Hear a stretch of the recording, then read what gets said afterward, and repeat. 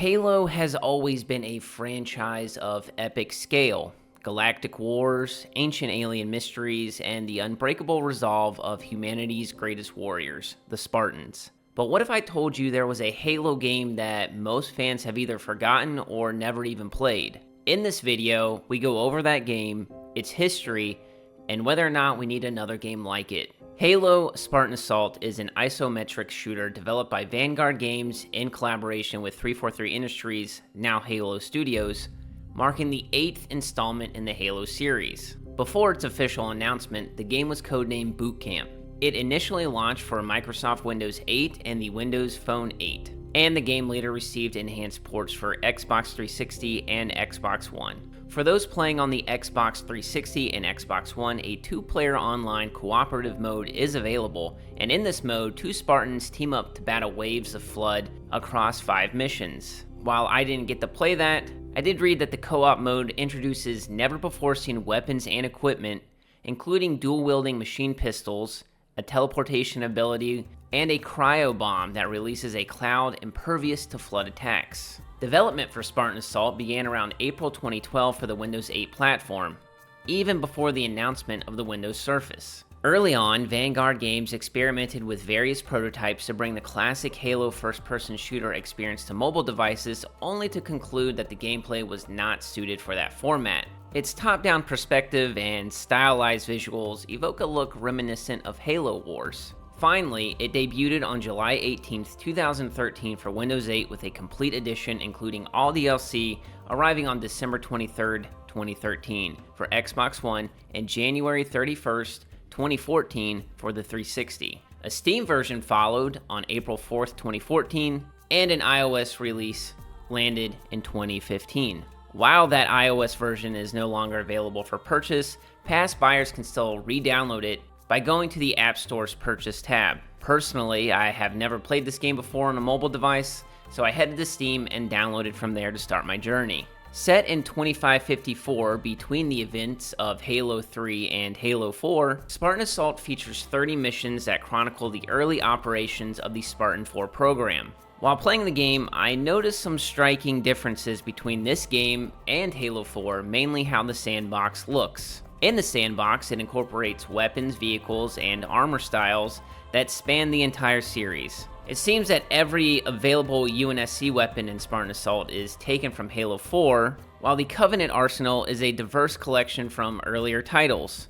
featuring the Focus Rifle and the Plasma Repeater from Halo Reach. There are vehicles and stationary defenses that were introduced in Halo Wars that pretty much remain identical. The Wraith and Banshees also seem to retain their Halo Wars models, and this is just something I found interesting. Something else I noticed is that there are hunters and skirmishers that appear on the cover art, but they aren't actually in the game. I did a little bit more digging and found that there were other things that came from Halo 3 ODST, Halo Reach, some grunts and Sangheili who have their Halo 3 appearances, and so on. Now, of course, Halo Spartan Assault is closely tied to Halo 4. By playing the game, players unlocked bonus XP, achievements, a unique emblem, and this was obviously a push to get people to get excited for Halo 4. A spiritual successor, Halo Spartan Strike, was launched on April 16, 2015, and I would say stay tuned for that video. Now, with that introduction out of the way, let's start to talk about the actual game. As we said before, this is set between Halo 3 and Halo 4. While the Human Covenant War officially ended in 2552, not all Covenant forces accepted defeat. This is where the game takes place. We start on the colony world of Dratheus 5. This planet, which seems like an ordinary human settlement, holds a deadly secret. Its moon, X50, was a Forerunner installation. Of course, this made it a prime target for the Rogue faction, led by Mergvol, a zealot who still believed in the Great Journey. The game is framed as an interactive combat simulation, I believe on the Infinity, where Roland the AI guides you through the different missions. In the simulation, you step into the boots of two Spartans, Sarah Palmer and Edward Davis. Many will know Sarah Palmer from Halo 4, but Davis is a lesser-known character. Next, we will go over each mission with a little bit of a breakdown. If you do decide to play, I don't want to ruin everything for you, because quite honestly, I did enjoy my time playing the game. It does not take a long time to play, I was able to complete everything in around 4 hours. I did not 100% get all the achievements or anything like that, so I'm sure that would add on some time. Operation A acts as a tutorial, basically easing players into the mechanics and introducing the growing Covenant threat. Each operation has 5 missions, and in these first ones, players learn movement, aiming, cover, and armor abilities. You pick up on the supply caches and the concept of limited ammo conservation. Something that I actually had a problem with when I first started was just firing my guns away and then running out of ammo and having to scavenge for others, which to me is unlike the other mainline Halo games, especially if you don't play on Legendary. To be honest, I think this game looks fantastic, especially on my PC. I can absolutely appreciate the art style, and there are little details that show up in the back of the playable area, such as tanks and banshees and wraiths. All in all, I'm very happy with the design. Eventually, the last missions have you holding the line with Davis and Spartan Palmer, executing a plan to depart from Dratheus 5. Again, I don't want to go over every single mission in detail, so we'll just touch on what each operation is basically about and what it teaches you. Operation B is titled Tempered Shield, with the cutscene saying, as Spartan Davis continued fighting on the moon, Spartan Palmer and a handful of UNSC troops redeployed to the surface of Dratheus 5 to fend off the invaders there. Outmanned, outgunned, Spartan Palmer didn't see it as a problem. How about you? The next 5 missions come with the objectives of preventing the Covenant from destroying the blast doors, defending the Wolverine squadrons, find and kill the Covenant elite commanders, cross the bridge and destroy the mega turrets, and find and destroy all the wraiths. And let me just say, using the Scorpion in this game against wraiths is chef's kiss. In this game, we also get to use the Grizzly, which is, goodness gracious, I wish that was in a main Halo game. This section definitely feels like you're being introduced into how the vehicles work and how to use them. You can pilot the Ghost or the Warthog, again the Scorpion, and they feel extremely powerful and useful, but you do need to position yourself correctly. Moving on to Operation C, named Monolith, we get the cutscene with, even though the battle was going in the Spartans' favor, Dratheus 5 had a surprise in store. Its moon wasn't a moon at all. It was a Forerunner creation designed to build and destroy entire planets. Nobody knew about this until the Covenant cult leader found a way to reactivate the old Forerunner tech and start disassembling Dratheus 5.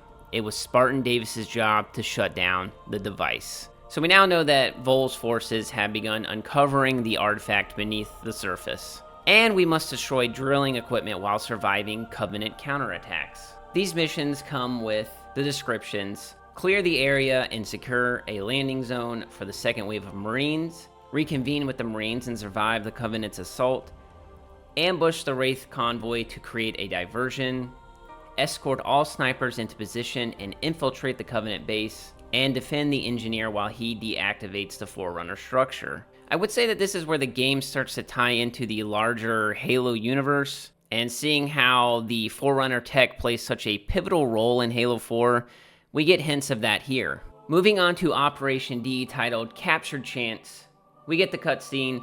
Although Spartan Davis deactivated the device, Dratheus 5 wasn't quite the safe and secure planet it used to be. Suddenly, Spartan Palmer wasn't just fighting off hordes of Covenant, she was heading an evacuation. With so many UNSC craft destroyed by the initial attack, she needed to find an alternate way to get everyone off the world. These 5 missions come with the objectives: gain access to the jetpack armory to escape, liberate the Marine squads and reach the extraction point, destroy all Covenant fuel rod turrets, defend the Elephant while it crosses the bridge, and protect the colonists during extraction. I would say that this is supposed to be the big twist in the game, that the moon is supposed to be a dormant Forerunner installation, and the Covenant is trying to enact a plan to activate its power. Moving on to the 5th operation, known as Frostbite, we get the cutscene: Spartan Davis sacrificed himself to save many lives on Dratheus 5. Although the Covenant forces were broken, the UNSC command wanted the Covenant leader, Vol, eliminated. Spartan Palmer was tasked with returning to the moon to finish the job. These missions come with the text: Find and clear the Phantom's landing zone, hold the pass against Covenant reinforcements, eliminate all Covenant forces, track down and kill the cult leaders, lieutenants, and defeat the Covenant cult leader. Now, when the game released, this was all of the operations, but a fifth operation, named Hydra, was released on August 29th, 2013 in the form of a title update. It also added 5 new missions, with Sarah Palmer going to the core of X-50 to discover the source of an alien signal. For this, you get a cutscene of Sarah Palmer saying, "Is that the official version these days? You ought to see what came next." Like the other operations, this comes with 5 missions, with the descriptions: destroy the Covenant anti-air defenses, destroy the Covenant mega turrets, gain access to the cave across the light bridge, gain access to the Forerunner Shrine, and reclaim Spartan Davis's remains. That's right, the transmission that you were receiving was from Spartan Davis. Apparently, they were trying to build something that was left of Davis, so Sarah Palmer went down and retrieved him. She also says that he was a damn good soldier and deserves better than to be wiped out of the training records. And that's it for the missions. Before giving my final thoughts, I want to talk about some other points of interest. The music and atmosphere for this game is kind of different than other Halo games. I would say that it's more of a tactical soundtrack, although it doesn't make it any less impactful. I quite enjoyed the music in this game. The impact and legacy of this game and the story isn't major, but it just deepens our understanding of Spartan Force and the operations that they were a part of. Now, this is where I think it gets interesting. Should we get another mobile Halo game? As we all know, mobile gaming is massive, especially outside of North America.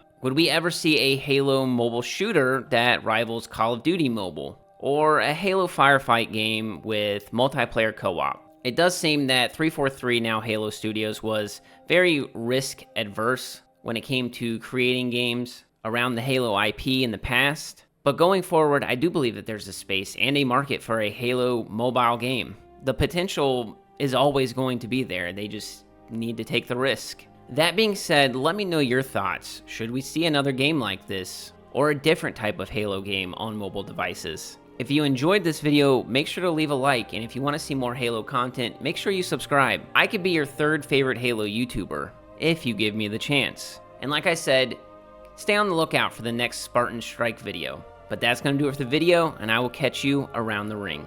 Peace!